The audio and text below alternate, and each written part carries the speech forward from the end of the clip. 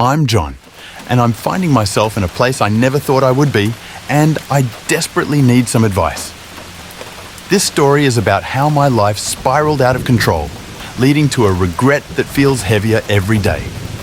I'm writing this because I don't know what to do next, and I'm hoping that maybe someone out there can offer some perspective or guidance. Let me start from the beginning. I was married to my wife, Catherine, for nearly a decade. We met in college, where she was my rock and my best friend. Catherine and I shared so many dreams and goals, and for years, we worked side by side to build a life that we both cherished. We bought a house, traveled the world together, and even had plans to start a family. Catherine was everything I thought I wanted in a partner: intelligent, caring, and always there to support me through thick and thin. However, somewhere along the way, I began to take her for granted. Maybe it was the predictability of our routine, or the way life just seemed to happen without much excitement anymore. I started feeling like something was missing, but instead of talking to Catherine about it or trying to rekindle what we had, I withdrew. It was as if I was waiting for something or someone to come along and change everything for me. That someone turned out to be Betty, a woman I met at work. Betty was different from Catherine in every way imaginable. She was spontaneous, adventurous, and she had this magnetic energy that made me feel alive. At first, we were just friends, but it didn't take long for that friendship to cross boundaries it shouldn't have.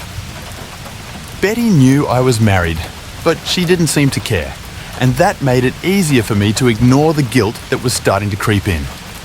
The affair started subtly, with stolen glances across the office and texts that quickly escalated into something more intimate. We began meeting after work for drinks, and one thing led to another until we were seeing each other regularly. I felt like I was living a double life, caught up in the thrill of the affair and the excitement that came with being with someone new.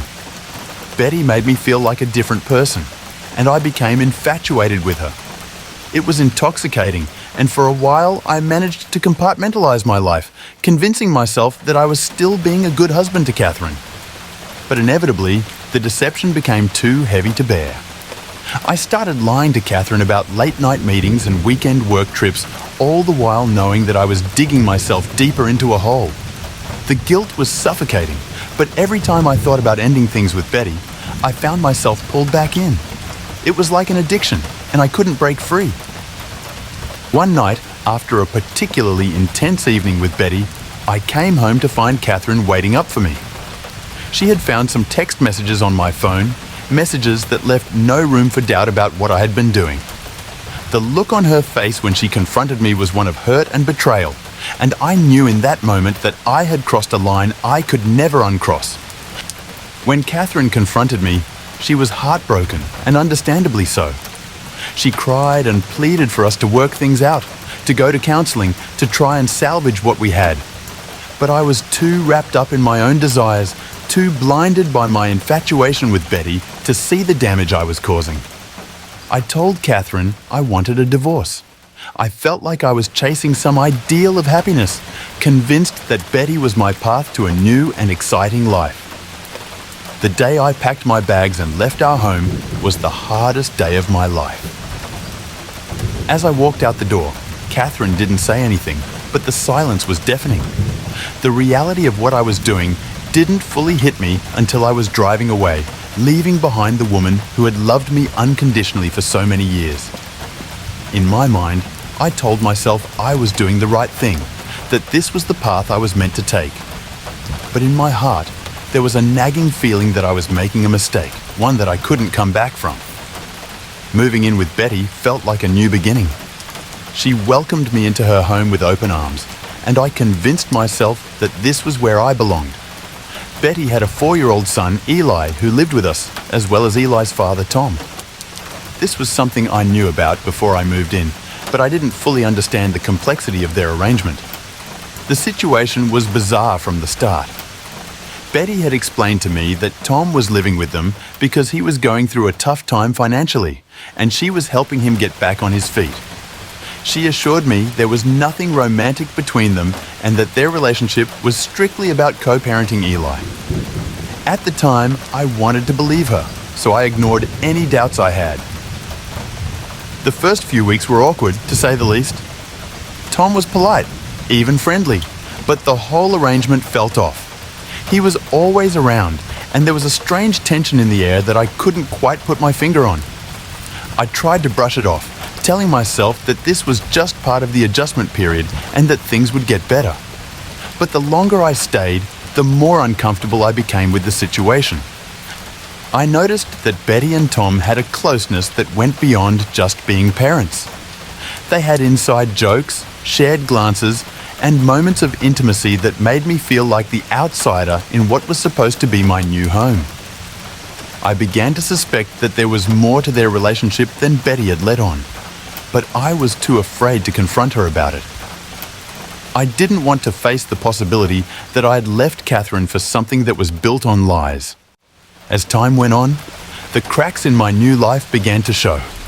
I was constantly on edge, trying to fit into a dynamic that didn't make sense. Tom was around more often than I was comfortable with, and he seemed to be an integral part of Betty and Eli's life. The more I observed, the more I realized that I was living in someone else's home, not the other way around. One evening, while I was watching TV alone, I overheard Betty and Tom talking in the kitchen. They were speaking in low voices, but I caught enough to piece together that they had some kind of arrangement. It became clear to me that Betty was seeing both of us, and that Tom wasn't just there for Eli's sake. My heart sank as I realized I had been manipulated into believing I was special to her, when in reality, I was just another piece in her game. The next day, I couldn't shake the feeling of betrayal and foolishness. I had left a stable, loving marriage for what? A relationship built on deceit and lies? I felt like a pawn, and the regret started to eat away at me. I knew I needed to confront Betty, to get the truth once and for all. When I finally gathered the courage to confront Betty, it didn't go as I had hoped. I asked her directly about her relationship with Tom and why he was still living with us. At first, she tried to play it off, but when I pressed further, she finally admitted that she was involved with both of us. She claimed that she loved us in different ways and that she was trying to figure out her own feelings. Hearing her say those words felt like a punch to the gut. I had left my entire life behind for a woman who couldn't even commit to one person. The illusion I had built up in my mind about our relationship shattered in an instant. I realized then that I was just another player in her tangled web, and I was left feeling lost and broken. Now, I'm sitting here in the apartment that once felt like a fresh start, and all I can think about is Catherine.